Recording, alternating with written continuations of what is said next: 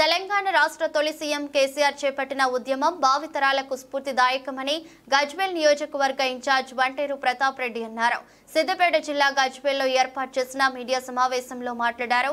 November 29న చేపట్టనున్న దీక్షా దివస్ ను విజయవంతం చేయాలని కార్యకర్తలకు పిలుపునిచ్చారు. గత 10 సంవత్సరాల కేసీఆర్ పరిపాలన హయాంలో రాష్ట్రం దేశంలోనే ధనిక రాష్ట్రంగా మారిందన్నారు.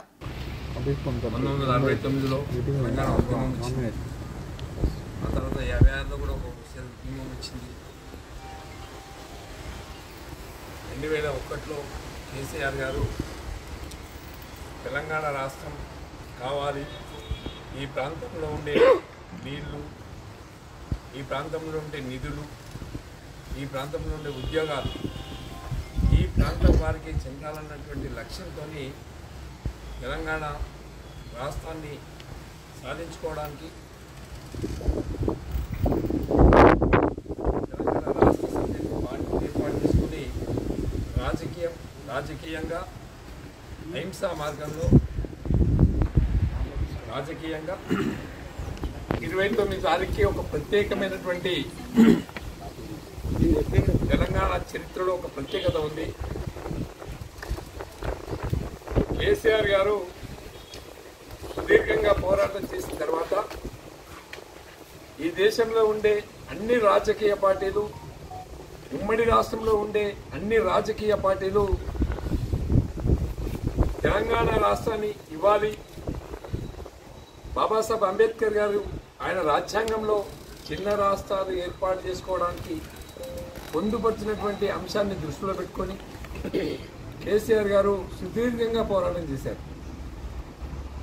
కేంద్రంలో ఉన్నటువంటి నాటి ఇందిరాగాంధీ, నేటి మన్మోహన్ సింగ్ గారి, సోనియా గాంధీ గారి నాయకత్వంలో ఎన్ని దఫాలుగా ఉద్యమాలు చేసినా, ఎంతమంది ప్రాణాలు పోగొట్టుకున్నా, ఎంతమంది ప్రాణాలు త్యాగాలు చేసినా కేంద్ర ప్రభుత్వం దిగిరాలే. నవంబర్ 29 సిద్దిపేట గడ్డ మీద తెలంగాణ రాష్ట్రం వచ్చుడో లేకపోతే నేను సచ్చుడో అని శపథము చేసి కేసీఆర్ గారు దీక్షలో కూర్చుంటే అప్పుడున్నటువంటి రోషయ్య గారి ప్రభుత్వం అరెస్ట్ చేసి ఖమ్మం తీసుకెళ్లి ఖమ్మం నుండి నిమ్స్కి తీసుకొచ్చి ఆయనను నానా ఇబ్బందులు పెట్టినప్పటికీ కూడా దీక్షను విరమించకుండా పట్టుదలతో ముందుకు సాగితే డిసెంబర్ 9 తారీఖు నాడు కేంద్ర ప్రభుత్వాన్ని మెడలు వంచి తెలంగాణ ప్రకటన చేయించుకున్నటువంటి ఘనత కేసీఆర్ గారు.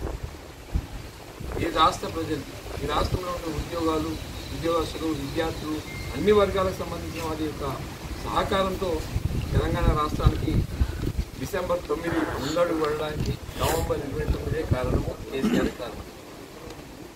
అదేవిధంగా ఇప్పుడు రాష్ట్రాన్ని సాధించి కేసీఆర్ గారు 10 సంవత్సరాల అధికారంలో ఉన్నారు. అధికారంలో ఉన్న 10 సంవత్సరాల కాలంలో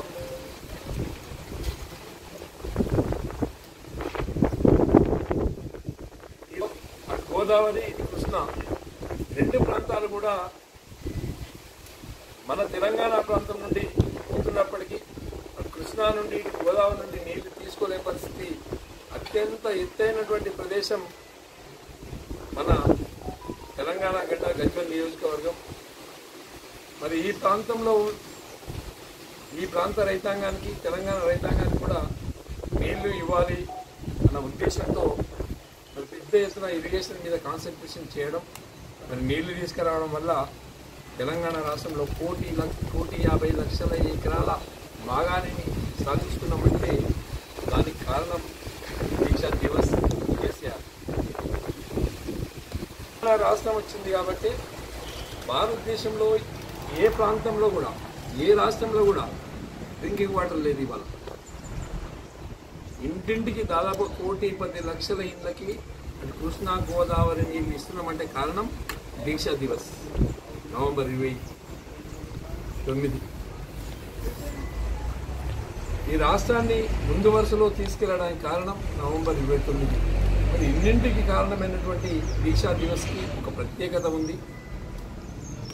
దానిలో భాగంగానే కేసీఆర్ గారు, కేటీఆర్ గారు, హరీష్ రావు గారి ఆదేశాల మేరకు రేపు పొద్దున సిద్దిపేట పార్టీ ఆఫీస్లో పెద్ద ఎత్తున దీక్షా దివస్ చేపడుతున్నాం. మరి తెలంగాణ ఉద్యమాలలో పాల్గొంచుకున్న వాళ్ళకి, అదేవిధంగా తెలంగాణ రాష్ట్రం కోసం ప్రాణాలు త్యాగాలు చేసినటువంటి వారిని స్మరించుకొని మరి రేపు ఈ దీక్షా దివస్లో పాల్గొంచుకుంటూ, అదేవిధంగా ఈ సంవత్సర కాలంలో కాంగ్రెస్ పార్టీ అధికారంలోకి వచ్చిన వైఫల్యాల మీద కూడా రేపు మాట్లాడుతుంది.